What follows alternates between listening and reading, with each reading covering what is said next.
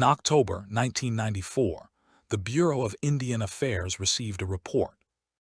The report was filed under damaged government property and restricted access violation. It was never acted upon. The document was logged at the Spokane Agency on October 14, 1994, under Case File 94117 Blackwood. It referred to Blackwood Basin, an enclosed drainage above the South Fork Alder Road on the northern timber unit of the Talah Reservation in eastern Washington. The reporting officer wrote that a line of survey stakes had been removed from saturated ground and placed side by side on a basalt shelf, each stake aligned in the same direction, each cap intact, each shaft bent without splintering. A steel trail camera housing had been opened without damage to the padlock. A roll of exposed 35mm film had been removed and left on a flat stone. The film was described as dry despite overnight rain. The report also noted a drag impression in sedge, measuring 46 feet from the lower meadow to the rock shelf. It recorded no tire tracks beyond the lock spur gate. No boot prints, except those of the responding ranger and forestry technician. And no animal sign inside the disturbance area. The narrative ran to 7 pages. Page 8 listed 6 photographs, 1 sketch map, and 1 recorded interview with the ranger who found the site. Those attachments were missing when the file was restricted 3 months later. The restriction slip remained, the routing sheet remained. The notice that distribution was limited because the location held protected cultural sensitivity remained. The photographs did not. The sketch map did not. The interview transcript did not. The record preserved the fact that something had been documented. It did not preserve the documentation itself. That gap is the whole case. Aaron Silo is 68 years old. He has 31 years of service as a reservation ranger, fire line boss, and winter access officer. He has 1 documented achievement. In 1991, he led the recovery of 2 logging contractors after the Cedar Divide washout and was commended in the Talah Council. Minutes for preventing a second search operation. He agreed to speak under 1 condition. No burial sites would be named on the record. He is not a storyteller. He is a retired land compliance officer. Silo spent 23 of those 31 years overseeing the North Timber Unit, including the spur roads, grazing fences, illegal dump sites, hunting access points, and seasonal closures that touched Blackwood Basin. His knowledge of the basin was not ceremonial. It was administrative. He signed road locks in and out. He marked culverts for replacement. He photographed beetle kill. He issued citations for off-trail vehicle entry. He knew which cedar stands were cut legally and which were stripped by hand. He knew the difference between a gate left open by weather and a gate left open by a man who expected not to be. Checked until Monday. He said the Talah name for Blackwood Basin is Solitqui. He said it translates as the bowl that listens. The phrase appears in the land office in a form agencies would recognize. It was entered in a 1936 access memorandum after the Reservation Forestry Board adopted a seasonal avoidance map for 3 high basins and 2 spring benches. Silo kept a copy because the original carbon was fading and because people who worked for outside agencies tended to ask for the same explanation every few years, usually after a permit dispute or a damaged piece of gear. The memorandum did not describe a belief, it described a protocol. No overnight work in the lower meadow. No metal stakes west of the seep line.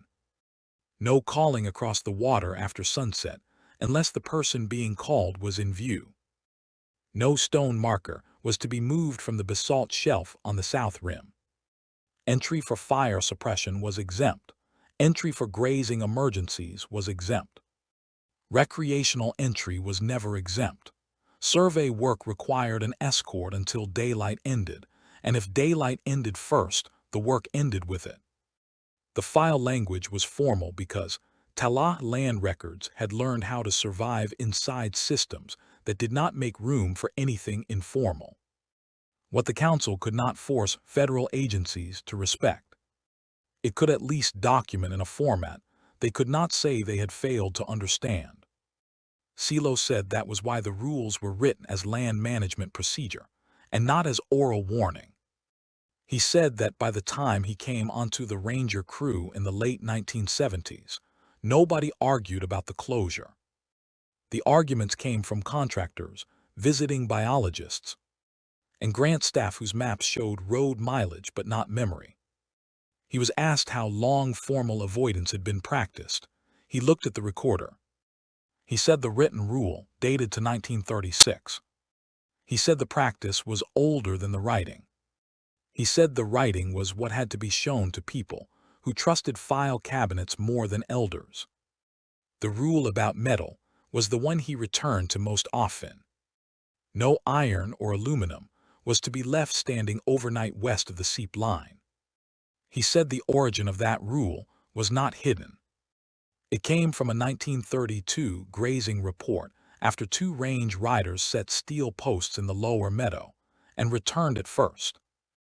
Light to find the posts laid out in a row above the wet ground. One horse had broken its tie line. The other had been found still saddled and facing uphill. The council response was not to argue over the cause. The council response was to change procedure after that. No one left metal in the basin after dark if there was any choice in the matter. That is how land management works when the same disturbance repeats long enough to become policy. Silo said the basin did not matter because of a story. It mattered because every generation of people assigned to that ground was eventually forced to write down the same problem in a different vocabulary. His own vocabulary was ranger language. Tracks, logs, weather, soil, time of entry, time of exit. He said that when he found the site in October of 1994, nothing in it read like vandalism. Nothing in it read like weather.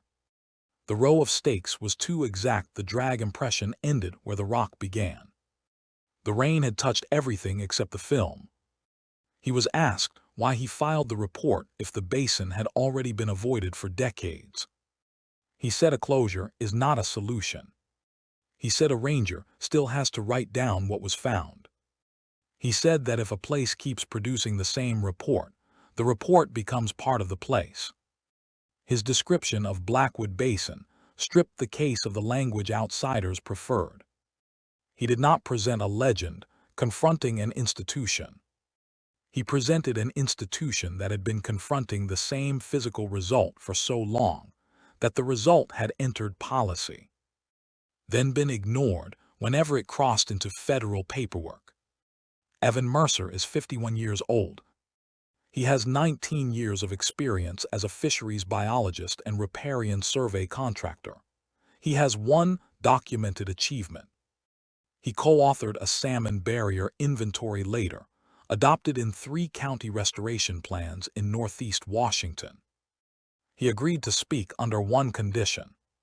The consulting firm that employed him during the Blackwood survey would not be named because the permit history still appears in his professional record.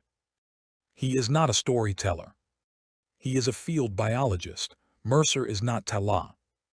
He is not native.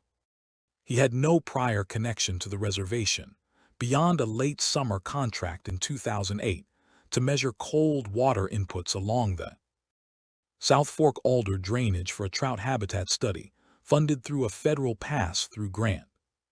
His assignment in Blackwood Basin was limited. He and one assistant were to hike into the lower meadow, locate a spring line identified on an older forestry map, install temperature loggers, photograph the channel margins, and leave before evening. The permit packet described archaeological sensitivity at 2 cedar bark collection areas east of the basin.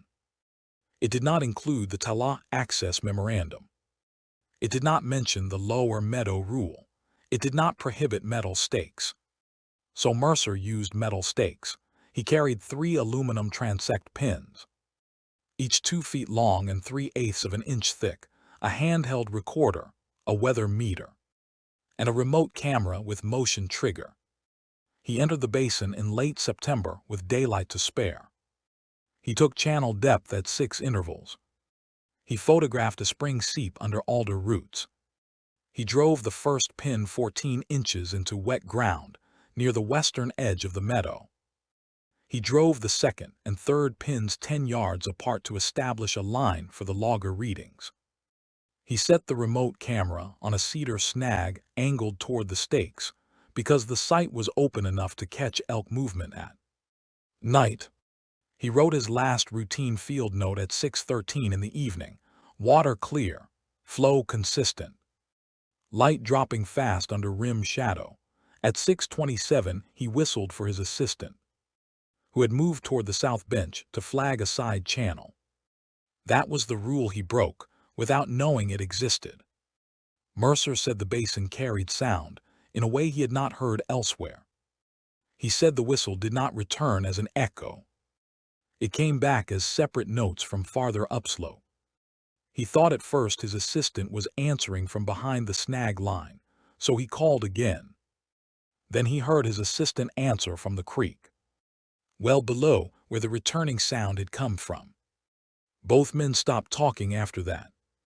They collected what they could in poor light and left one logger in place because the approach was already turning slick and the route back to the road crossed a narrow wash. They returned the next morning. The logger was gone from the pin. The pin was no longer in the meadow.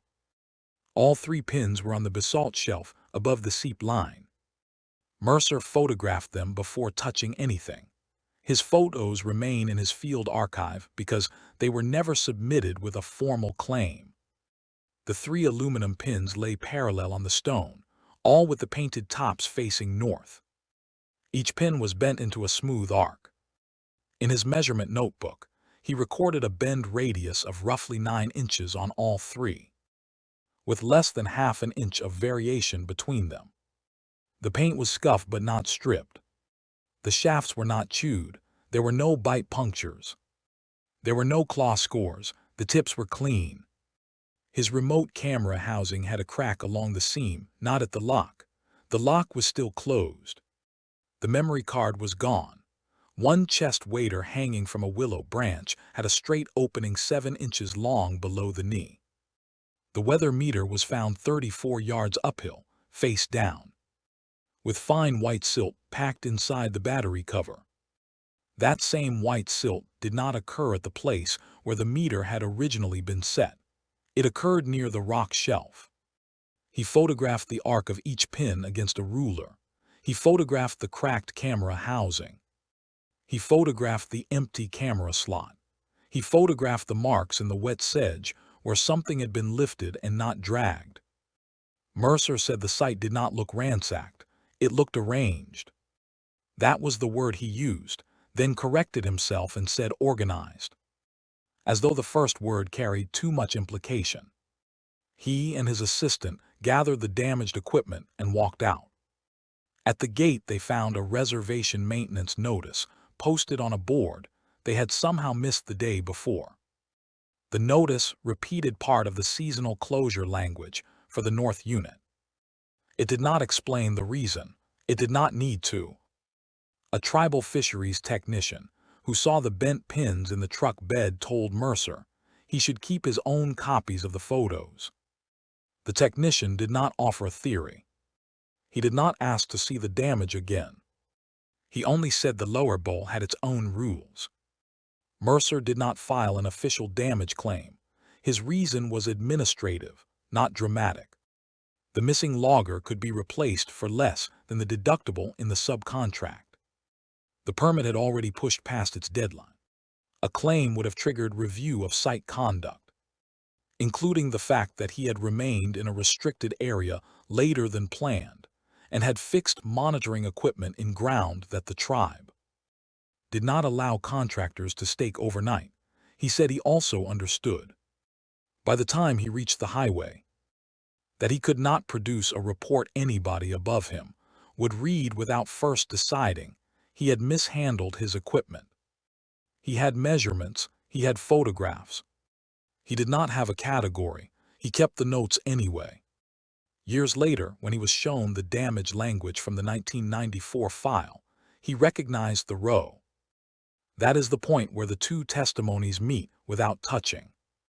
A ranger with 3 decades on the land and a biologist with no cultural briefing described the same ordering of metal on stone, the same movement uphill against wet ground, and the same pressure to let the incident die inside paperwork, rather than force it into a system that only closed cases by naming.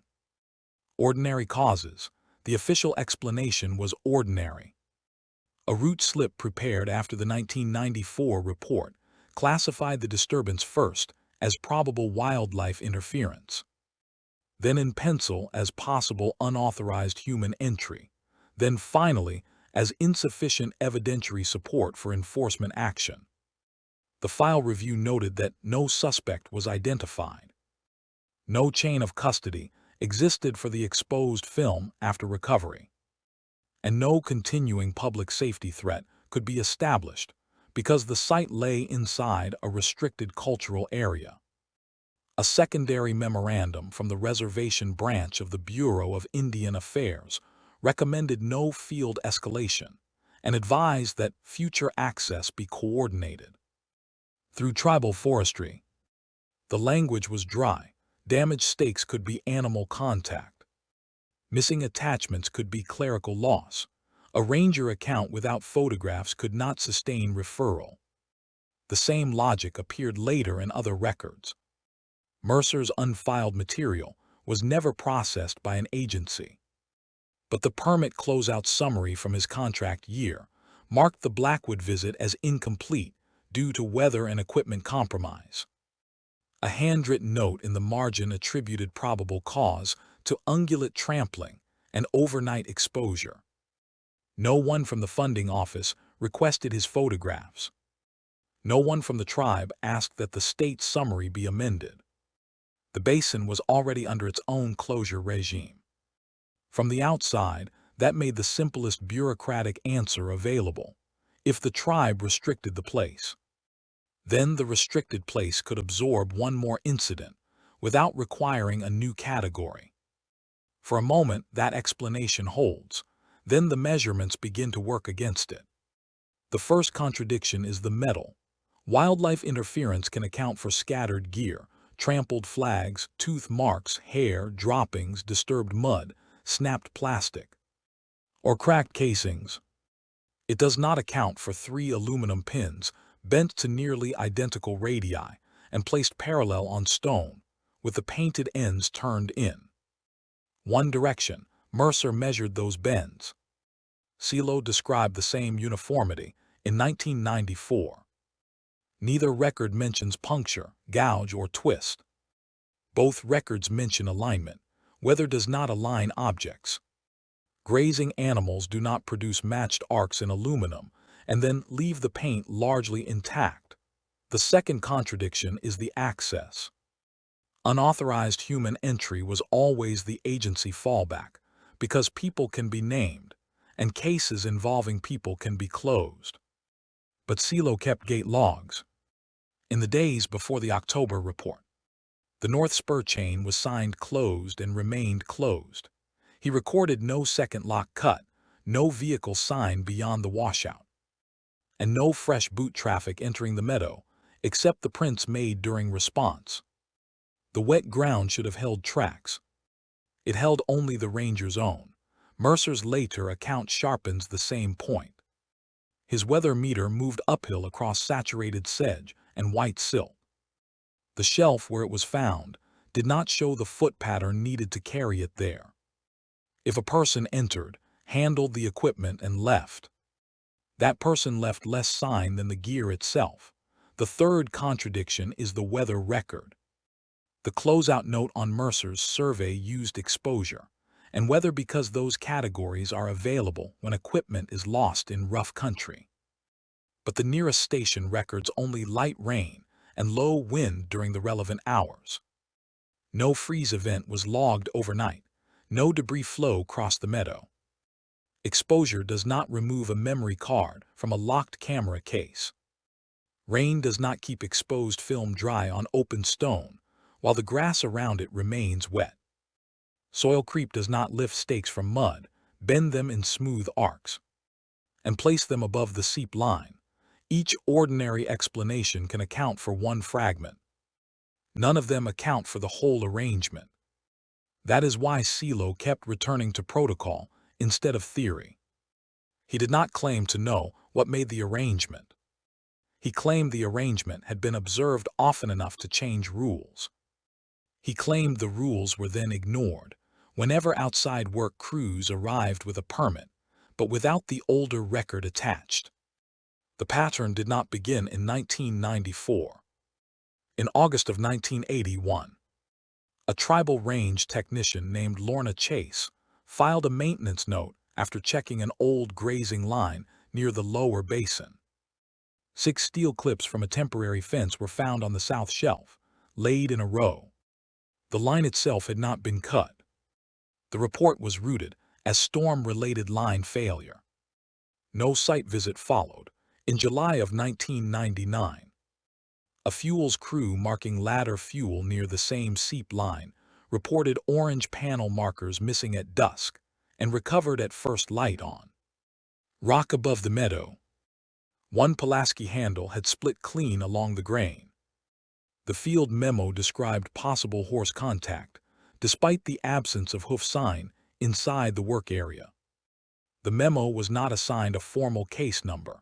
In September of 2016, a university hydrology team operating under a short-term access permit noted that 2 rebar depth markers placed for groundwater readings were found bent and lying beside each other at the edge of the basalt shelf. The team removed the markers and completed no overnight return. The permit was closed as restricted area noncompliance. No incident review was opened. Different years, different crews. Same bowl, same west side meadow. Metal left standing, metal found arranged uphill. No effective response beyond closure language and file burial. A map of Blackwood Basin does not need many points before it stops looking random. The lower meadow, the seep line. The south shelf, the locked spur road below. The pattern is not spread across the reservation. It is tight. It is local. It repeats at the same threshold where the Talah protocol begins and where outside paperwork usually ends. That is what gives the sealed file its weight, not one event. Repetition, a ranger wrote it down. A biologist measured it. Other crews stumbled into the same geometry and lost the argument to paperwork. What remains unknown is narrower than the record suggests. The land is still avoided. The Talah Natural Resources Office still treats the lower bowl of Blackwood Basin as a no-survey zone after late afternoon unless the tribal council issues a specific exception. Fire crews can enter. Search crews can enter. Contractors do not stay. The old closure does not sit on a warning sign written for tourists. It sits in permit conditions, escort requirements, and a habit of refusal that begins the moment anyone asks to leave monitoring equipment overnight west of the seep line. The file is not closed. It is worse than closed. Case File 94117 Blackwood remains indexed as inactive and restricted. That means it can be cited without being advanced. It can be referenced without being reopened.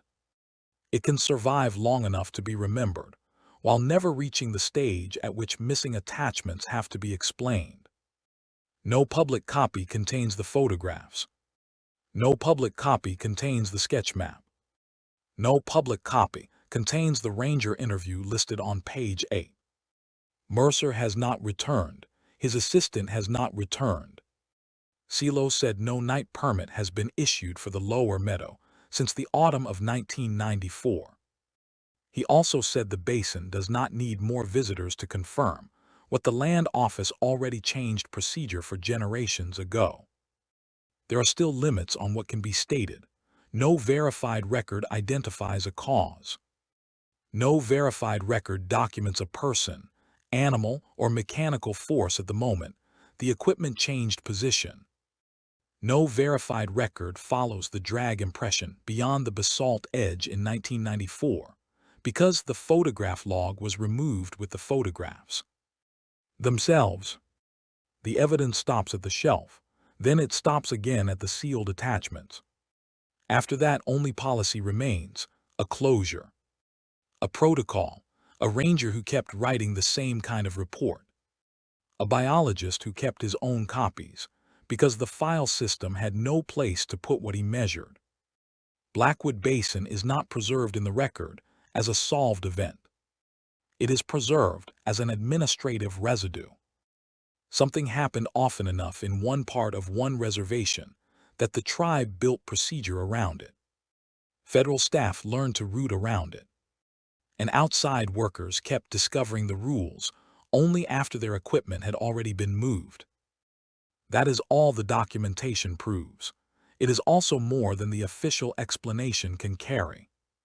If the photographs listed on page 8 were removed before the file was restricted, what did they show that the written report was allowed to say only in part?